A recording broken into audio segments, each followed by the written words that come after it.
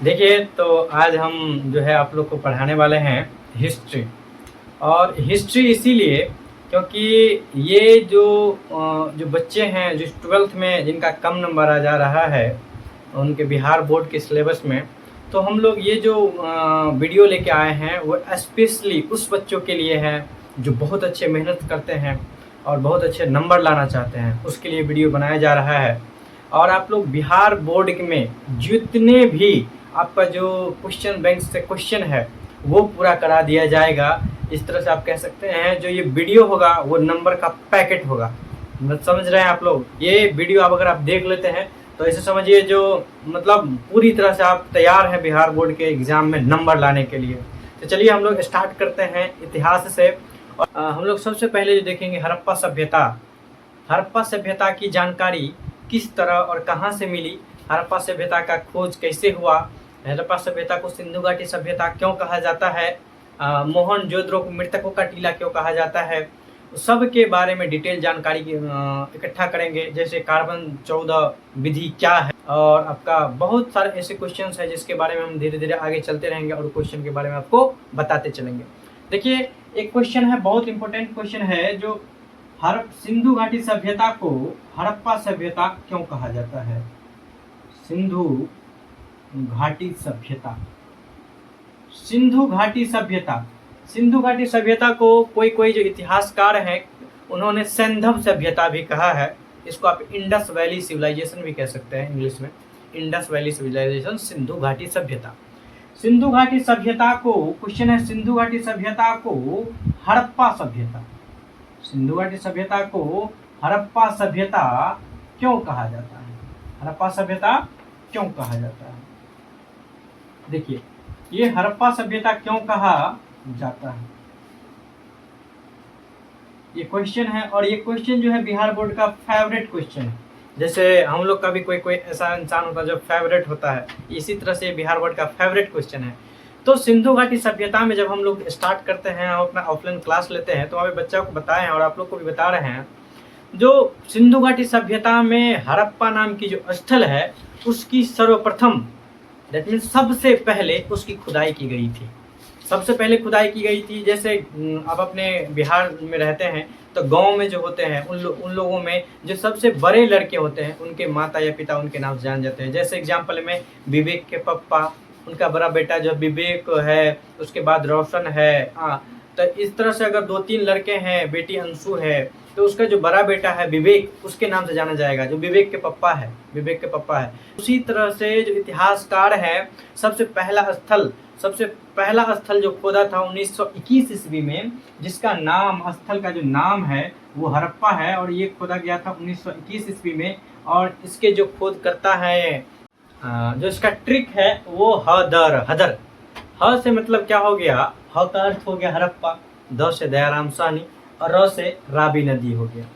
तो यहाँ पर हड़प्पा, दयाराम साहनी और र से रावी नदी, आप बहुत अच्छे से इसको याद रख सकते हैं। हदर, ये मुस्लिम्स नेम में हदर अली, इस तरह से, या नहीं तो असहाय फील करते हुए लड़का जो है हदर गया है, उसके बारे में आप इस तरह से याद कर सकते हैं।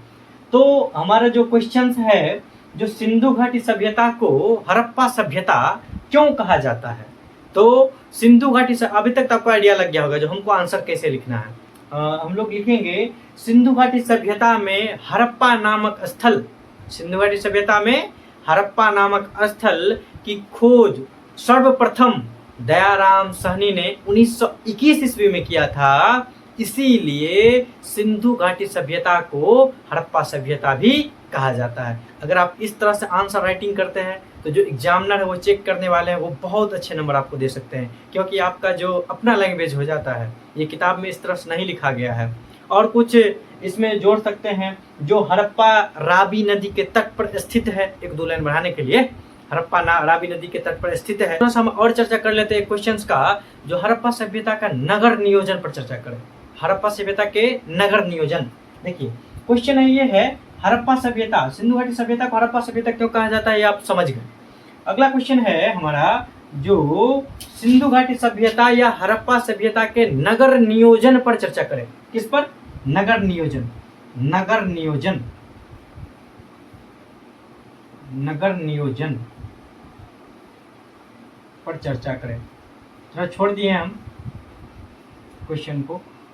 सिंधु घाटी सभ्यता या हड़प्पा सभ्यता के नगर नियोजन पर चर्चा करें। तो सिंधु घाटी सभ्यता और हड़प्पा सभ्यता में सबसे पहली बात, सिंधु घाटी सभ्यता एक शहरी सभ्यता थी। शहरी, इस पर जो है नगर नियोजन, किस तरह से ये शहर बनाए गए थे, ये एक शहरी सभ्यता थी। उसके बाद जो सभ्यता था वैदिक सभ्यता, वो एक ग्रामीण सभ्यता हो जाती है। तो ये बहुत ज़्यादा आश्चर्यजनक की बात है, जो एक सभ्यता थी शहरी, उसके बाद आने वाली सभ्यता ग्रामीण हो जाती है। और उस समय, जिस समय हड़प्पा सभ्यता हमारे देश में थी, उस समय पूरे विश्व में मेसोपोटामिया की सभ्यता, चीनी सभ्यता, उसके बाद आपका हो गया पिरामिड जो था, मिस्र की सभ्यता, ये सब सभ्यता में सबसे जो अच्छे सभ्यता हैं, जो सबसे अच्छे तरह से बनाए गए सभ्यता है, नियोजित तरह से योजना बना करके जो बनाई गई सभ्यता थी, वो हड़प्पा सभ्यता का एग्जाम्पल मिलता है, वो देखने के लिए मिलता है हमारे इतिहास में। ये इतनी तरह विकसित सभ्यता थी, एक शहरी सभ्यता को पहले से ही योजना बना लेना, और फिर वहाँ पे बहुत अच्छे ढंग से घर को बनाना, और उसके बाद वहाँ का जो भवन था उसको बनाना। भवन में देखेंगे जो कुछ भवन ऊंचे पे है, टीला पे है, कुछ भवन नीचे में है। मतलब कुछ भवन इस तरह से देखा जाता है, जो कुछ भवन को बनाया गया जो ऊपर टीले पे है, कुछ भवन जो है नीचे में बनाए गए हैं। इसका मतलब ऐसे अनुमान लगाया जाता है इतिहासकार के द्वारा, जो ऊपर वाले हिस्से हैं वहाँ पे राजाओं का घर होता होगा, जो निचले वाले हिस्से हैं वहाँ पे नौकरों का घर होता होगा, जो लोग यहाँ से काम करने इसमें जाते थे। इस तरह से इतिहासकार अपना अनुभव शेयर करते हैं। तो वहाँ पे जो नगर नियोजन है वो किस तरह से थी, तो आपको इतिहासकार हमें ये बताता है, जो हड़प्पा सभ्यता की नगरें थी, हड़प्पा सभ्यता की जो शहरें थी, जैसे सिंधु घाटी सभ्यता में अगर शहर का बात करें तो हड़प्पा शहर थी, मोहनजोदड़ो शहर था, चुनहोद्रो शहर था, धौलावीरा शहर था, लोथल शहर था। मतलब बहुत सारे ऐसे शहरें मिले हैं जो इसकी सिंधु घाटी सभ्यता की शहरें थी, स्थलें थी। तो हम देखें उसमें क्या, जो उसका जो सड़क है वो समकोण काटती है। समकोण इट मीन्स क्या, 90 डिग्री। जैसे देखिए ये इधर से सड़क बना हुआ है तो ये 90 डिग्री समकोण, 90 डिग्री के कोण पे बनता है, सड़क जाता है। अभी अपने अगर बिहार का बात करें या कहीं भी बात करें तो अभी गली नाला बना हुआ है, सड़क सही से नहीं बना हुआ है। इतिहासकार का मानना है कि जो सड़क बना हुआ था उस समय में, वो इसलिए इस तरह से बनाते थे ताकि जो भी इस सड़क पे कचरा आ जाए या धूल गर्दा आ जाए या कुछ भी आ जाए, तो जब हवा चले तो हवा ही इस सड़क को साफ कर दे। और सड़क के किनारे किनारे नाले बनाए गए थे, सड़क के किनारे किनारे नाले बनाए गए थे, सड़क के किनारे किनारे। और सड़क के किनारे जो नाले बने हुए थे, इसमें भवन से एक पाइप ला करके जोड़ दिया जाता था। नाला भी इस तरह से बनाया गया था जैसे आजकल बनाया जा रहा है नाला को। पहले हमारे सभ्यता में लगभग 3000 ईसा पूर्व ये सब बन चुका है। मतलब आज से लगभग 4500 या 5000 ईसा पूर्व का बात है, जो भारत इस तरह के शहर को विकसित कर चुका है, इस तरह से नगर को बसा दिया है। तो इस तरह से आप लिख सकते हैं जो किस प्रकार के शहरें हड़प्पा सभ्यता में बनाई गई थी। सर्वप्रथम सिंधु घाटी सभ्यता एक शहरी सभ्यता थी, जिसमें दो तरह के मोहल्ले बनाए गए थे या शहरे बनाए गए थे, जिसमें एक ऊपर टीले पर बनाया गया था, एक निचले भाग में बनाया गया था। जहाँ पर ऐसा इतिहासकार बताते हैं, जो ऊपर वाले राजाओं का या मंत्रियों का घर होता होगा, या अधिकारी का, जो बड़े अधिकारी हैं उनका घर था, और निचले वाले जो उसमें काम करने वाले लोग उसका घर होता था।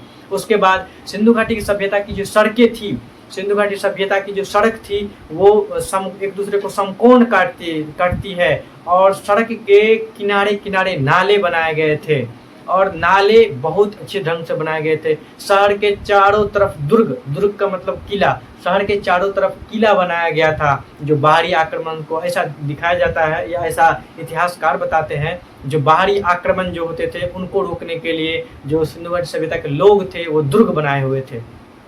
इस तरह से हमें पता चलता है जो इस तरह से योजना करके शहर को बनाया गया था। और अगला क्वेश्चन पर हम लोग चलेंगे। अगला क्वेश्चन जो होगा वो एक बहुत बार पूछा गया क्वेश्चन है सिंधु घाटी सभ्यता में। जो सिंधु घाटी सभ्यता इतनी सुंदर बनाई गई सड़क, इतनी सुंदर बनाए गए नाले, इतने सुंदर बनाए गए भवन, इतने सुंदर बसाए गए शहर, इतना अच्छा से घेरा गया दुर्ग से, ये एकाएक बर्बाद कैसे हो गया? किस तरह से इस सभ्यता की नष्ट हो गई, बर्बाद हो गई, किस तरह से ये सभ्यता पूरी तरह से नष्ट हो गया? तो इस सभ्यता में इतिहासकार ऐसे बताते हैं, जो एक क्वेश्चन बहुत बार पूछा गया है, जो हड़प्पा सभ्यता, हड़प्पा सभ्यता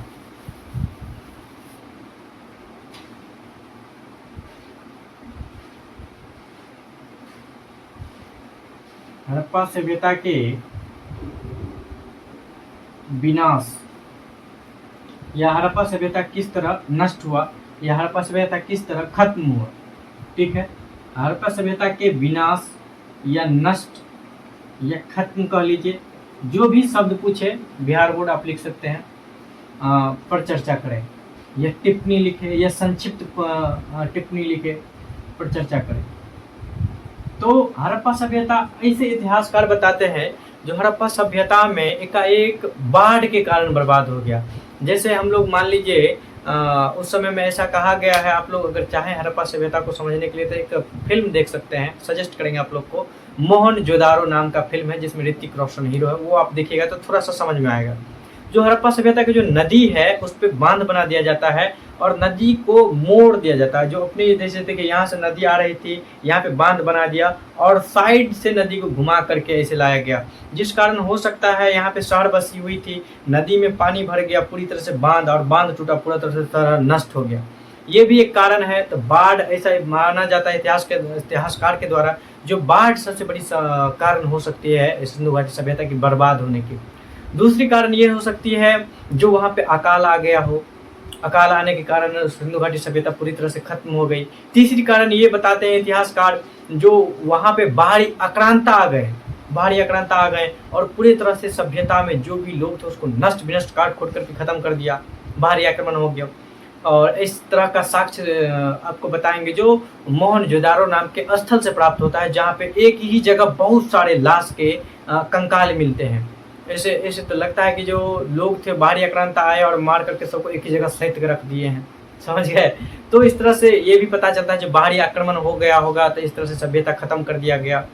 तो बाढ़ हो गया, सुखाड़ हो गया, बाहरी आक्रमण हो गया। और इतिहासकार ये भी देते हैं जो हो सकता है भूकंप आ गया हो, भयानक भूकंप के कारण वहाँ पे नष्ट विनष्ट हो गया हो। तो आप 3-4 कारण लिखेंगे जिसमें बिहार बोर्ड पूरी तरह से सेटिस्फाइड हो जाएगा, जो बच्चा को बहुत अच्छे से इस बारे में जानकारी है। क्या? तो हड़प्पा सभ्यता के विनाश के निम्नलिखित कारण है। पहला कारण, हड़प्पा सभ्यता बाढ़ के कारण विनाश हो सकता है, हुआ है। दूसरा सुखाड़ के कारण। तीसरा बाहरी आक्रमण के कारण। चौथा आप ये लिख सकते हैं जो वहाँ पे भूकंप आ गया होगा। ये 3-4 कारण दे दीजिएगा, इसमें आपको बढ़िया नंबर मिल जाएगा। देखिए अगला जो क्वेश्चन है वो एक और VVI क्वेश्चन हम लेने जा रहे हैं। जो क्वेश्चन है ये क्वेश्चन ये हो सकता है, जो हड़प्पा सभ्यता में एक स्थल है जिसका नाम है मोहनजोदड़ो, बहुत बढ़िया स्थल है। और आप लोग को एक चीज बता दें, बात में याद आ गया हमको, जो हड़प्पा है, हड़प्पा स्थल, ये स्थल अभी समझिए, हड़प्पा और मोहनजोदड़ो,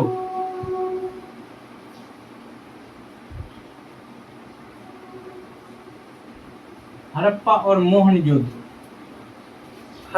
मोहनजोदड़ो को किसने जुड़वा राजधानी कहा था?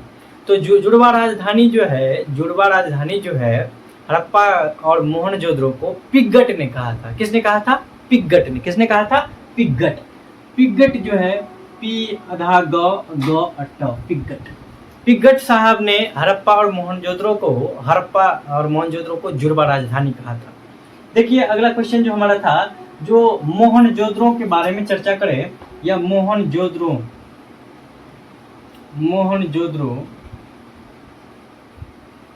के बारे में चर्चा करें।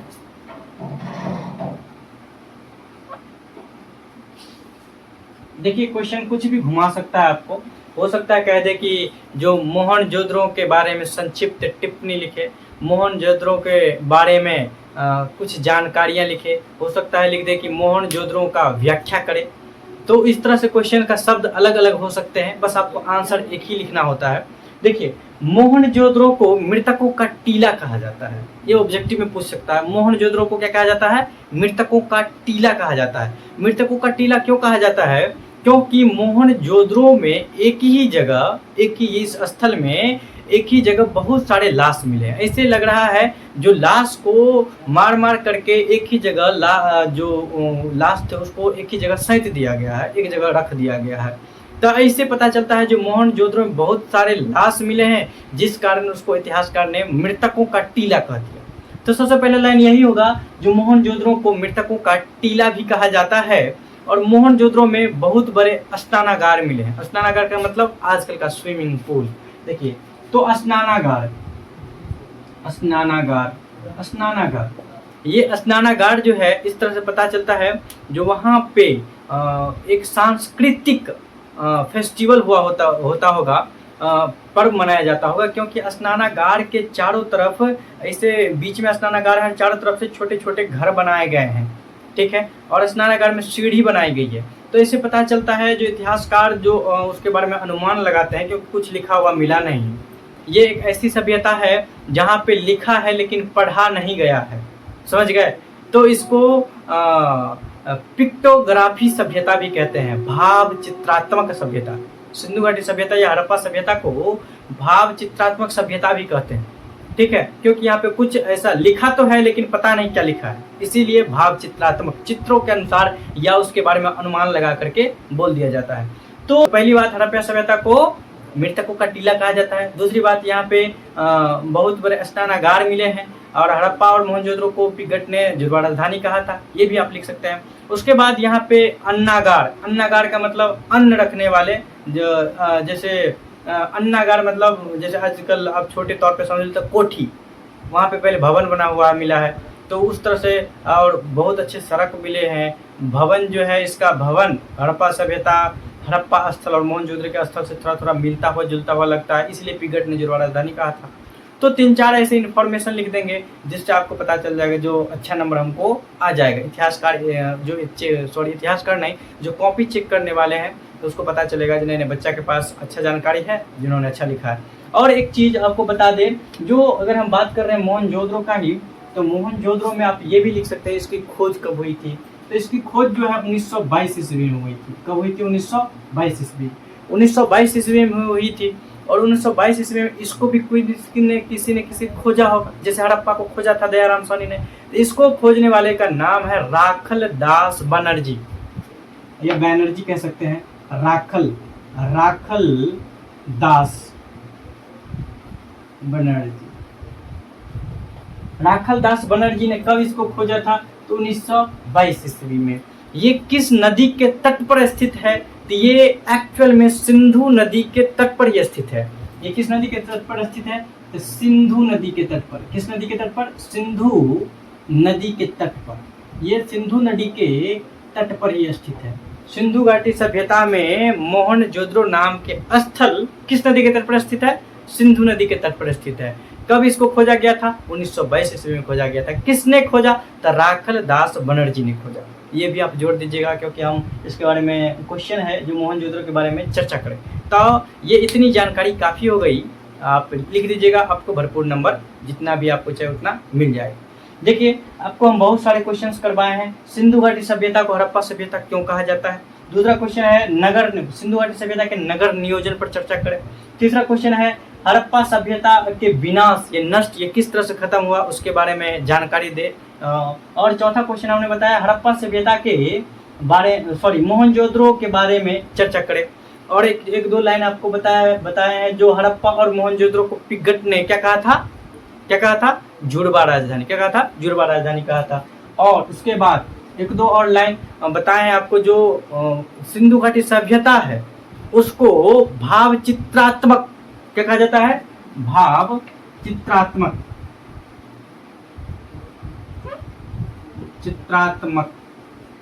भाव चित्रात्मक सभ्यता कहा जाता है। भाव चित्रात्मक क्यों कहा जाता है? तो भाव चित्रात्मक इसीलिए क्योंकि यहाँ पे जो भी चीज लिखे गए हैं वो पढ़े नहीं गए हैं, इसीलिए अनुमान लगा करके उसका अर्थ अनुमान के अनुसार लगा करके लिखते हैं, इसलिए भाव चित्रात्मक है।